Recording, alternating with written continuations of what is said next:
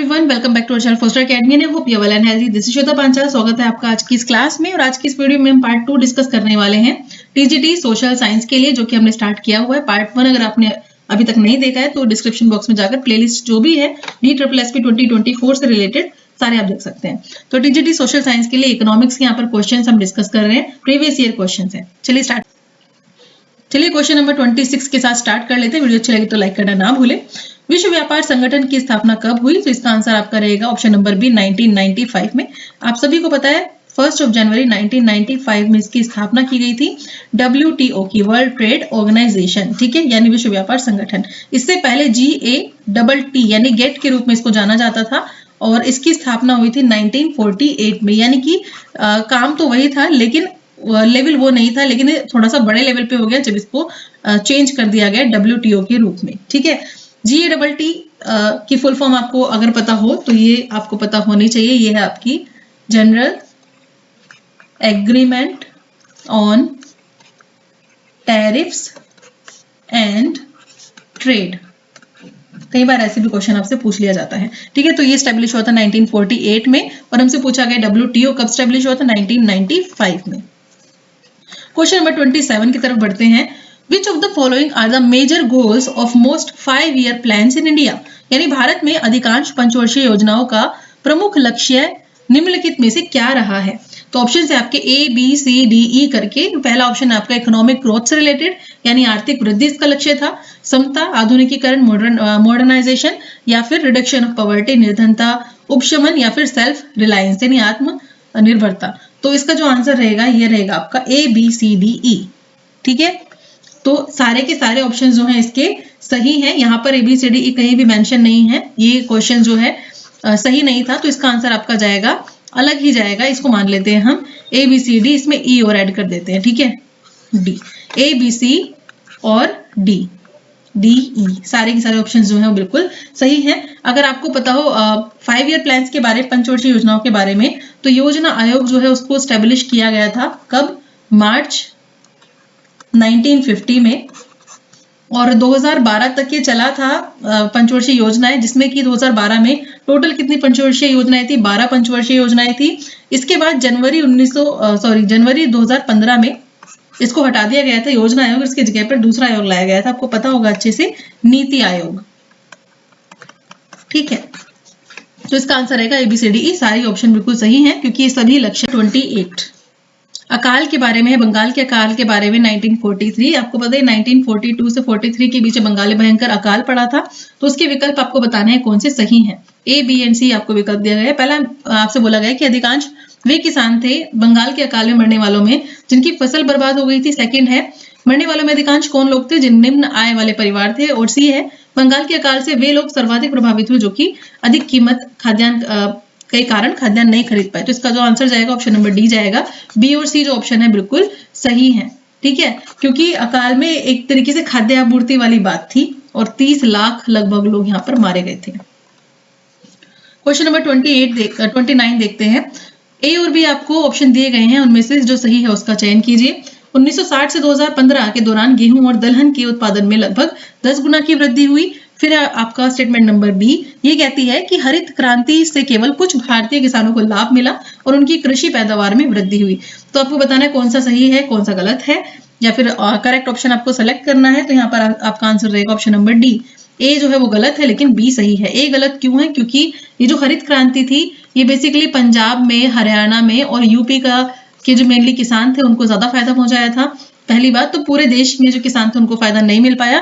दूसरी बात ये थी कि गेहूं जो है इसमें वृद्धि की यहाँ पर बात की गई 10 गुना, तो 10 गुना वृद्धि नहीं 8 गुना वृद्धि देखने को मिली। और दूसरी बात दलहन की अगर हम बात करें तो दलहन में तो सिर्फ 3 गुना वृद्धि ही देखने को मिली थी। तो इसलिए फर्स्ट वाला जो है गलत है। तो A गलत है लेकिन B सही है। नेक्स्ट चलते हैं हम क्वेश्चन नंबर 30 पर।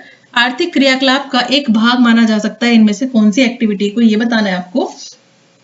तो पहला यहाँ पर किसी व्यक्ति द्वारा अपने घर के पास सब्जी बेचना, A। B है आपका गणित का गृह कार्य पूरा करने के लिए लड़की के साथ काम करना। C है किसी व्यक्ति द्वारा पूजा के काम के लिए अपने घर में फूल माला बनाना, या डी है परिवार के किसी सदस्य द्वारा पूरे परिवार के लिए भोजन बनाना, ई है यहाँ पर किसी नौकरानी द्वारा अपने मालिक के पूरे परिवार के लिए भोजन बनाना।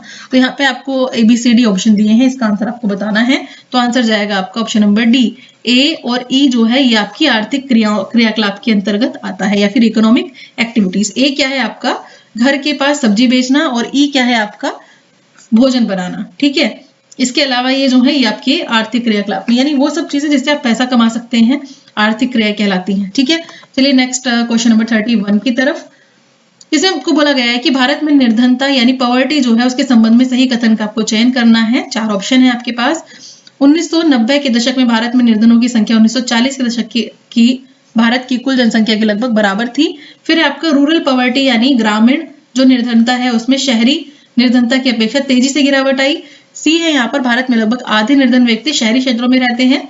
डी है मौद्रिक संदर्भ में ग्रामीण क्षेत्रों के लिए निर्धारित निर्धनता रेखा शहरी क्षेत्रों की अपेक्षा ऊंची है। तो इसका आंसर जो आ जाएगा वो जाएगा ऑप्शन नंबर बी। ठीक है, तेंदुलकर जो कमेटी थी उसकी रिपोर्ट आई थी। सबसे पहले देखते हैं तेंदुलकर कमेटी स्टैब्लिश की गई थी 2005 में, और इसने रिपोर्ट अपनी जो प्रेजेंट की थी या सबमिट की थी ये की थी 2009 में। और उसके बाद इसने जो डेटा बताए थे उसे बताया था 2004 से लेके 5 के बीच में अगर हम ग्रामीण निर्धनता की बात करें, गरीबी की बात करें, तो वो कितनी थी 41.8%, जो कि 2011 में कितनी हो गई थी 25.7%। तो ये गिरावट देखने को मिली। अगर हम यहाँ पर शहरी बात करें तो शहरों में यही डेटा है 2004-5 का, ये थी आपकी 25.7%, जो कि 2011 में कितना हो गया था डेटा 13.7%। तो ये भी यहाँ पर गिरावट देखने को मिली। तो अगर हम कंपैरिजन करें तो ग्रामीण एरिया में जो गरीबी है उसको उसमें ज्यादा गिरावट आई है कंपैरेटिवली। तो इसका जो बी ऑप्शन है सही रहेगा, जिसमें कहा गया कि ग्रामीण निर्धनता में शहरी निर्धनता की अपेक्षा तेजी से गिरावट आई है। ठीक है, और ये कौन सी कमेटी ने बोला? तेंदुलकर कमेटी ने। क्वेश्चन नंबर 32, लैटिन वाक्यांश अरब्स प्राइमा इन इंडीज का क्या अर्थ है? ठीक है, तो इसका आंसर आपका जाएगा option number B. Option number B, the most important city of India, Bharat का सबसे महत्वपूर्ण शहर। 1869 में स्वेज नहर जो है, ठीक है, स्वेज नहर जो है, स्वेज जो कैनल है उसके खुलने से काफी ज्यादा इंपॉर्टेंट हो गया था शहर, और ये वाला शहर है आपका बंबई शहर या फिर मुंबई शहर। ठीक है, इसलिए उस वक्त गवर्नमेंट ने और सभी जितने भी व्यापारी वगैरह थे उन सब ने मिलकर इसको एक तरीके से भारत का सरताज शहर घोषित किया था। ठीक है, ये चीज आपको ध्यान रखनी है। आइए नेक्स्ट। अब एक क्वेश्चन आपसे स्वेज नहर आया ही है तो इससे पूछा जा सकता है कि ये कौन से सागर को जोड़ती है, तो आपको ये चीज ध्यान रखनी है, ये भूमध्य सागर को लाल सागर से जोड़ने का काम करती है स्वेज नहर। ठीक है, चलिए आगे क्वेश्चन नंबर 33 की तरफ बढ़ते हैं। इसमें आपसे बोला गया कि भारत सरकार ने सरकारी क्षेत्र के उपक्रमों को निम्नांकित में से किस प्रयोजन से यानी किस पर्पज से महारत्न, नवरत्न और मिनी रत्न घोषित किया है। यानी कौन कौन सी ऐसी चीज है जिनको कंसीडर किया जाता है जब हम डिवीजन करते हैं किस चीज का, महारत्न, नवरत्न और मिनी रत्न कंपनी के बारे में। तो पहला है आगामी कुछ वर्षों में उन्हें गैर सरकारी क्षेत्र के स्वामियों को बेचने के लिए, फिर है कार्यकुशलता में सुधार लाने के लिए, व्यावसायिकता की संस्कृति उत्पन्न करने के लिए, या फिर उन्हें वैश्विक प्रतिस्पर्धा के लिए सक्षम बनाने के लिए। तो इसका आंसर आपका क्या आ जाएगा? इसका आंसर आपका आ जाएगा ऑप्शन नंबर डी। बी, सी और डी इसका करेक्ट आंसर है, बी, सी और डी। ठीक है, चलिए नेक्स्ट पर चलते हैं। क्वेश्चन नंबर 34, मौसमी भुखमरी के संबंध में कौन से जो कथन है बिल्कुल सही है? तो पहला है इस प्रकार की भुखमरी तब होती है जब कोई व्यक्ति पूरे वर्ष के लिए काम कर पाने में असमर्थ होता है। दूसरा है कृषि गतिविधियों की मौसमी प्रकृति के कारण भी ग्रामीण क्षेत्रों में प्रचलित है। यह शहरी क्षेत्रों में इससे जुड़ी आर्थिक गतिविधियों की प्रकृति के कारण नहीं देखी जाती है। तो यहाँ पर इसका जो आंसर जाएगा वो जाएगा ऑप्शन नंबर ए और बी जो है बिल्कुल सही है, ए और बी। ठीक है, ए और बी। इसमें क्या कहा गया है कि इसमें क्या है, काम पाने में असमर्थ होते हैं लोग, एक पूरे वर्ष के लिए काम पाने में असमर्थ है। दूसरा है यहाँ पर कि क्योंकि फसल की कटाई वगैरह के बाद जो बीच का टाइम आता है तो उसमें फिर क्या बेरोजगारी देखने को मिलती है। ठीक है, तो इसलिए ये ए और बी जो है बिल्कुल सही आंसर रहेंगे। क्वेश्चन नंबर 35 की तरफ बढ़ते हैं। आय के बंटवारे का जो मापन है, आय के बंटवारे का मापन के लिए निम्नलिखित में से किसका प्रयोग किया जाता है? तो ये आपका आंसर जाएगा ऑप्शन नंबर सी, गिनी लॉरेंस कर्व। गिनी लॉरेंस कर्व। नेक्स्ट आपका क्वेश्चन नंबर 36, ये कहता है आपका टोबिन टैक्स संबंधित है। टोबिन टैक्स जो है वो इनमें से किससे संबंधित है? इसका आंसर आपका जाएगा ऑप्शन नंबर सी, विदेशी पोर्टफोलियो निवेश। विदेशी पोर्टफोलियो निवेश। 37 कहता है कि इनमें से कौन सी सहकारी समिति नहीं है? इनमें से कौन सी सहकारी समिति नहीं है? तो इसका आंसर आपका जाएगा ऑप्शन नंबर बी, क्षेत्रीय ग्रामीण बैंक। क्षेत्रीय ग्रामीण बैंक। नेक्स्ट है क्वेश्चन नंबर 38। 2016 की बात हो रही है यहाँ पर कि 2016 की मानव विकास रिपोर्ट, क्योंकि क्वेश्चन तभी का है, तो 2016 की मानव विकास रिपोर्ट का विषय क्या था? तो इससे आपको एक आइडिया मिल गया है कि मानव विकास जो रिपोर्ट है उससे संबंधित क्वेश्चन अगर आ जाए तो आपको करंट जो चीजें हैं उनको भी ध्यान रखना है, विषय वगैरह से संबंधित। ठीक है कि यह विषय था। आज जब भी आपका एग्जाम होगा उससे पहले आपको ये सब चीजें जरूर पढ़ लेनी है एक बार। तो इसका जो आंसर जाएगा, ये जाएगा ऑप्शन नंबर सी, सभी के लिए मानव विकास, यानी ह्यूमन डेवलपमेंट फॉर एवरीवन। ये इसका विषय था 2016 के लिए। क्वेश्चन नंबर 39 देखते हैं। ब्याज दर नीति डैश का भाग है। ब्याज दर नीति डैश का भाग है, तो आंसर जाएगा आपका ऑप्शन नंबर बी, पूंजीगत नीति का। ठीक है, क्योंकि ब्याज दर नीति जो है वो एक मौद्रिक नीति के अंतर्गत आती है और ये पूंजीगत नीति है इसका ही एक पार्ट है। ठीक है, इंटरेस्ट रेट पॉलिसी। नेक्स्ट हम चलते हैं क्वेश्चन नंबर 40 की तरफ। ये कहता है कि भारत में जीडीपी का कितना प्रतिशत हिस्सा जो है वो शिक्षा पर खर्च किया जाता है? तो इसका जो करेक्ट आंसर जाएगा, ये आपको पूछा गया है क्वेश्चन, इसका आंसर आपका जाएगा ऑप्शन नंबर ए, लगभग 3%। लगभग 3%। और ये पुराने डेटा के हिसाब से बताया गया, मतलब ये 2022-23 के डेटा के हिसाब से कहा गया है। जबकि अगर हम बात करें कोठारी कमीशन की, ठीक है, अगर हम बात करें कोठारी कमीशन की, तो उसने कितने परसेंट बोला है? उसने बोला है कि कितना खर्च होना चाहिए शिक्षा पर? 6%। ठीक है, लगभग 6% खर्च होना चाहिए। क्वेश्चन नंबर 41 है, निम्नलिखित में से किसे भारत में व्यावसायिक बैंकों की एजेंसी फंक्शन कहा जाता है? निक्षेप लेना, लोन लेना, या फिर इनकम टैक्स संग्रह करना। दोबारा देख लेते हैं। निम्न में से किसे which of the following is known as a agency function of commercial banks in India? निम्नलिखित में से किसे भारत में व्यावसायिक बैंकों का एजेंसी कार्य कहा जाता है? तो इसका आंसर देखिए क्या जाता है, इसका आंसर जाएगा ऑप्शन नंबर ए।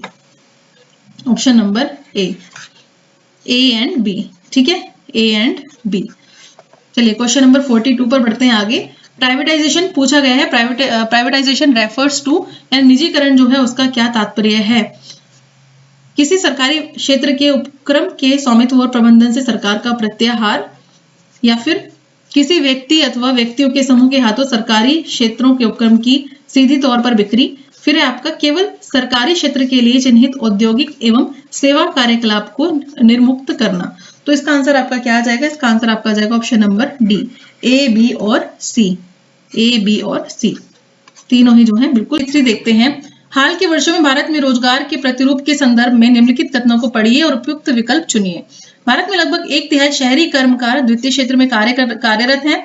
फिर है आपका ऑप्शन नंबर बी, कार्यरत कर्मकारों का लगभग 5वां हिस्सा द्वितीय क्षेत्र में है, और आपसे पूछा गया कहां पर? ग्रामीण क्षेत्र में। सी है आपका, भारत में लगभग आधी महिला कर्मकार सेवा क्षेत्र में कार्यरत है।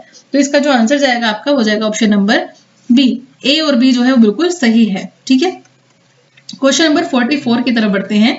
इन कथनों को पढ़ें और देखिए कौन से वाला ऑप्शन सही है। आरबीआई जो है उसका जो गठन है वो 1 जनवरी 1949 को इसका जो राष्ट्रीयकरण है वो कब किया गया था? 1 जनवरी 1949 को। फिर है ऋण से संबंधित सभी योजनाओं को रिजर्व बैंक ऑफ इंडिया संभालेगा।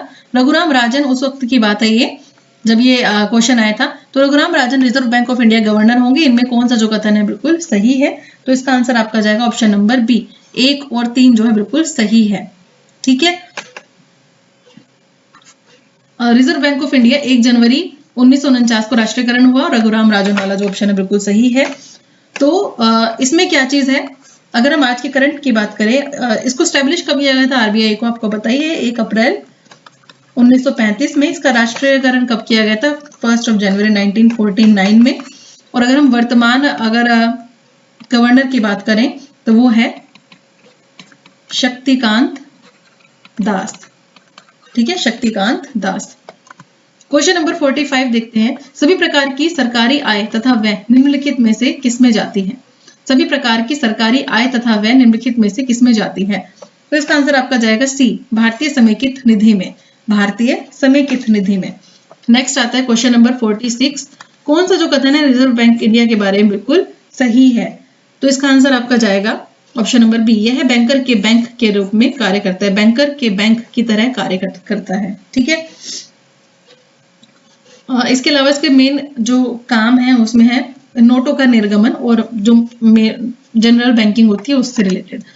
क्वेश्चन नंबर 47 है। ब्याज की वह दर जिस पर बैंक अपने पसंदीदा ग्राहकों को ऋण देता है उसको क्या कहा जाता है? इसको कहा जाता है मुख्य ऋण दर। मुख्य ऋण दर यानी prime rate. Prime rate. Next है क्वेश्चन नंबर 48।